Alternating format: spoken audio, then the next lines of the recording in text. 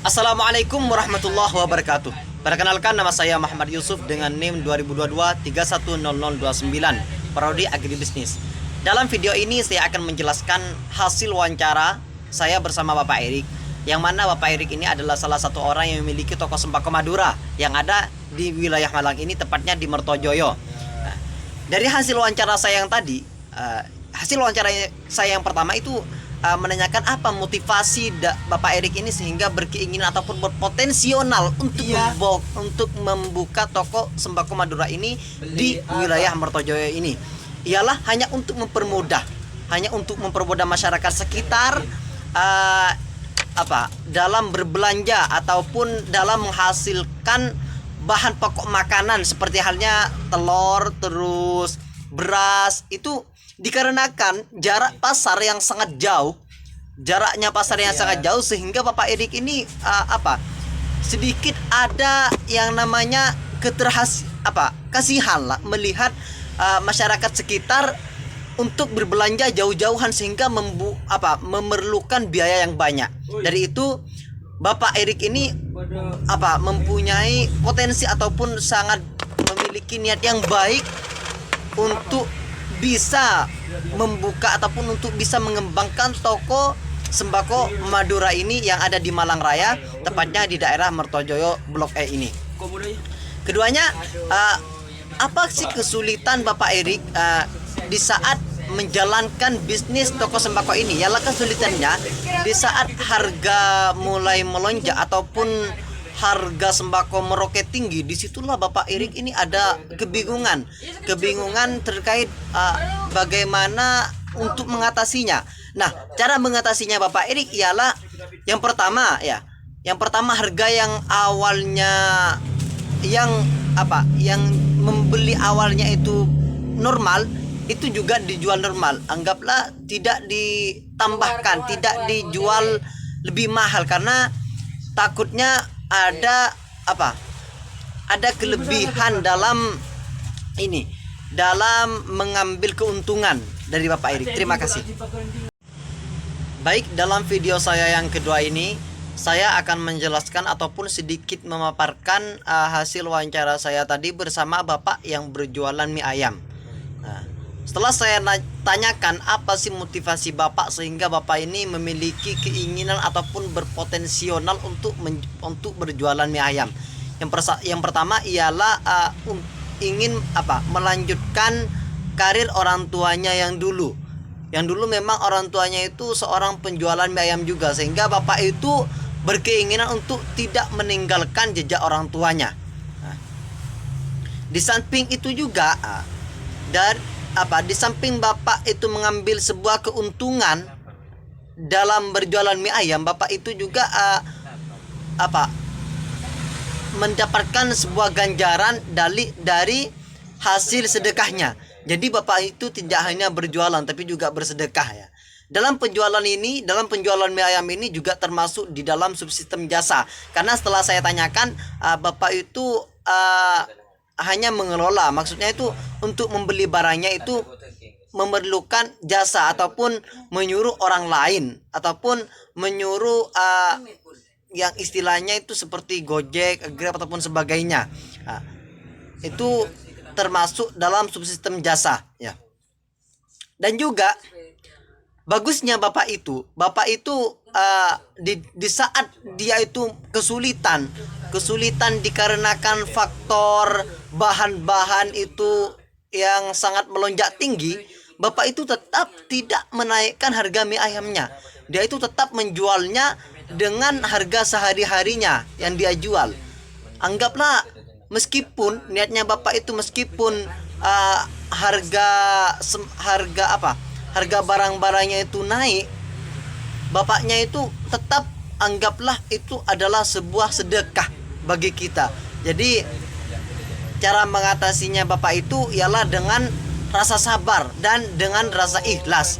Nah, untuk tetap berjualan mie ayam dan untuk tetap melanjutkan karir ataupun orang tuanya dulu yang memang sama berjualan mie ayam juga, sehingga Bapak itu tidak ingin meninggalkan jejak orang tuanya yang dulu. Terima kasih.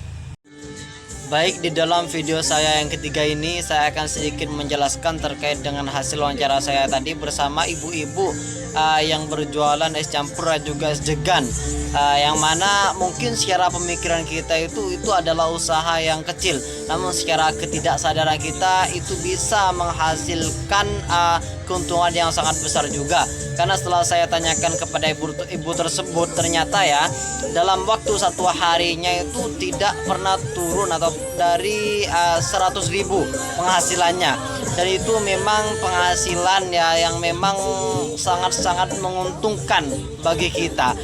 Dan juga kata ibu tadi, daripada kita hanya berdiam diri di rumah tidak mempunyai kerjaan, lebih baik ya kita berusaha, meskipun usaha kita terlihat kecil-kecilan, namun setidaknya usaha kita itu memberikan keuntungan yang lumayan besar juga ya, dari berjualan es campuran juga es degan itu.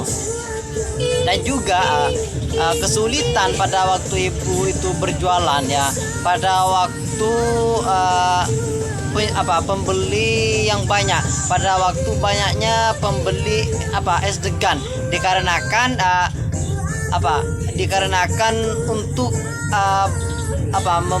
membuka degannya itu membuat ibu semakin kesulitan saking dari banyaknya pembeli. Nah, untuk menangani hal tersebut, jadi setiap harinya ibu itu selalu mempersiapkan yaitu membuka duluan degannya, sehingga kalau ada pembeli yang banyak, ibu itu tidak kewalahan untuk masih mau membuka degan lagi, karena persiapannya udah lumayan banyak ya. Nah, dari penjualan es campuran juga es degan tadi, ternyata itu masuk pada subsistem jasa, karena kata ibu itu ya, ibu itu harus memerlukan jasa untuk membeli degan dan juga barang-barang kebutuhannya, sehingga dikarenakan ibu itu tidak bisa membeli sendiri karena jarak pasar yang sangat jauh sekali, sehingga tidak memungkinkan ibu itu untuk membeli sendiri. Terima kasih. Baik, di dalam video saya yang nomor 4 ini saya akan memberikan sedikit penjelasan ataupun sebuah pemaparan ya terkait dengan hasil wawancara saya tadi bersama mbak-mbak yang berjualan di toko buah. Nah, yang saya tanyakan, apa sih motivasi mbak itu sehingga memiliki potensi untuk berjualan buah? Yang pertama, kata mbak itu karena buah itu adalah kebutuhan pokok yang memang akan pasti dibutuhkan oleh manusia, karena buah itu memiliki kandungan gizi dan juga vitamin yang sangat besar, sehingga bisa membuat stamina kita untuk lebih bertambah, menambah gizi kita semakin bertambah, sehingga kita itu bisa melaksanakan ataupun bisa beraktivitas setiap harinya dengan tetap semangat ya. Nah, kesulitan mbak itu pada waktu berjualan buah ialah pada waktu minimnya orang yang membeli, sehingga banyaknya buah yang akan layu ataupun busuk.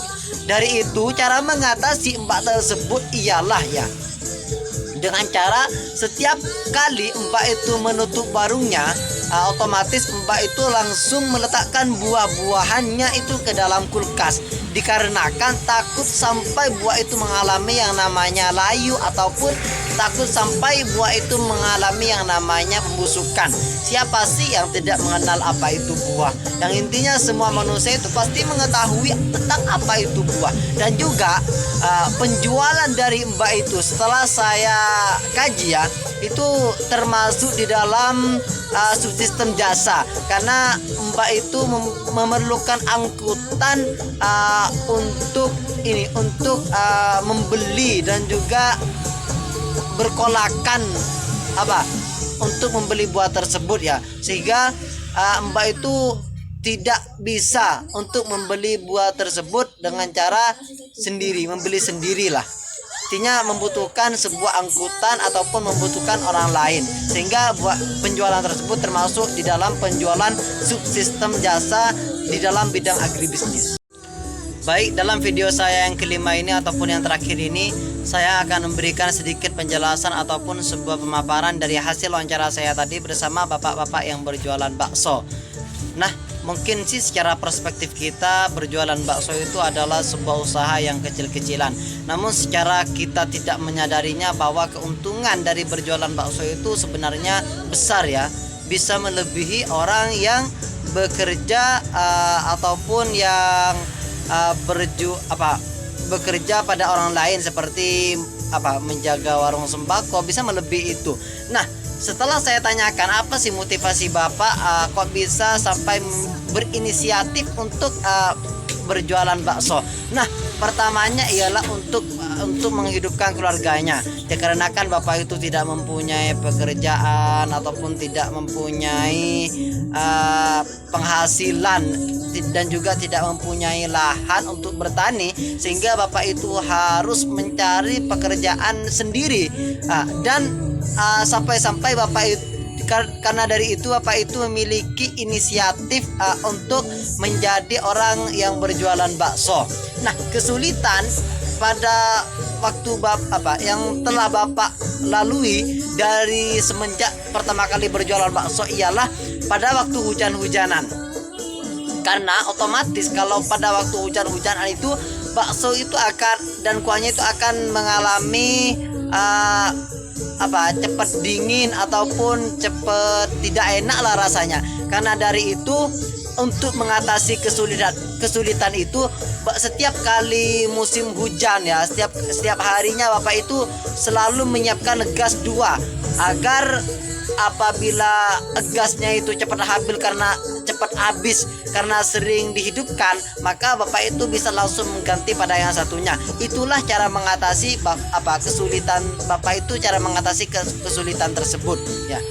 Cukup itu yang saya bisa sampaikan. Selebihnya mohon maaf apabila ada kata-kata yang agak kurang bagus ataupun tidak bagus dari saya pribadi. Wassalamualaikum warahmatullahi wabarakatuh.